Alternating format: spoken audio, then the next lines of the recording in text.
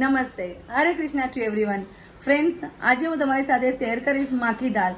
માકી દાળની ફરમાઈશ મારા હેતુભાઈની હતી, જેને આ દાળ ખૂબ જ ભાવે છે. તો ચાલો ફ્રેન્ડ્સ, આજે આપણે બનાવીએ માકી દાળ.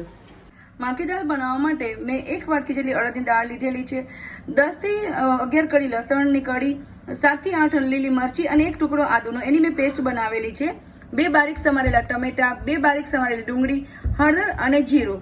ત્યારબાદ આપણે 5 થી 6 વિસલ કરી અને અડદની દાળ આપણે બાફી લઈશું. એક કઢાઈમાં આપણે ઘી એડ કરીશું.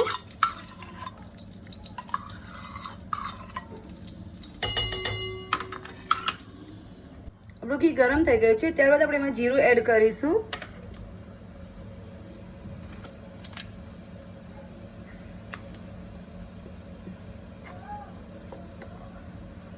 હિંગ એડ કરીશું. ત્યારબાદ આપણે તેમાં બારીક સમારેલી ડુંગળી એડ કરી દઈશું અને ગુલાબી રંગની થાય ત્યાં સુધી આપણે તેને સાતળવા દેવાની છે. ડુંગળી આપણી સારી રીતે સતળાઈ ગઈ છે. ત્યારબાદ આપણે તેમાં આદુ મરચાં અને લસણની પેસ્ટ એડ કરી દઈશું. ત્યારબાદ આપણે એમાં ટમેટા એડ કરી દઈશું અને હળદર આપણે એડ કરીશું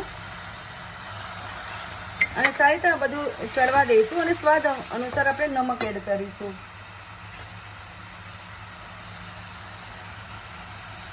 ત્યારબાદ આપણે તેમાં કસૂરી મેથી એડ કરીશું અને થોડો કિચન કિંગ મસાલા આપણે એડ કરીશું, અડધી ચમચી જેટલો.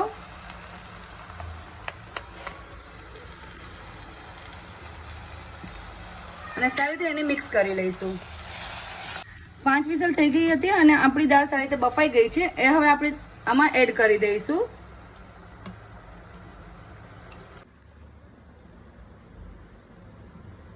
અડધો ગ્લાસ આપણે એમાં પાણી એડ કરી દઈશું અને 5 મિનિટ માટે આપણે સારી રીતે ઉકળવા દઈશું, ઢાંકણ ઢાંકીને. ફ્રેન્ડ્સ, આપણી દાળ સારી રીતે ઉકળી ગઈ છે, તમે જોઈ શકો છો.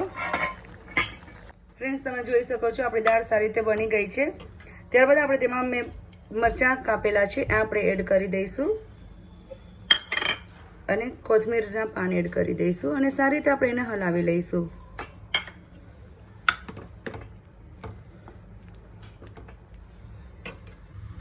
ત્યારબાદ આપણે તેને સર્વ કરી લઈશું ભાત સાથે.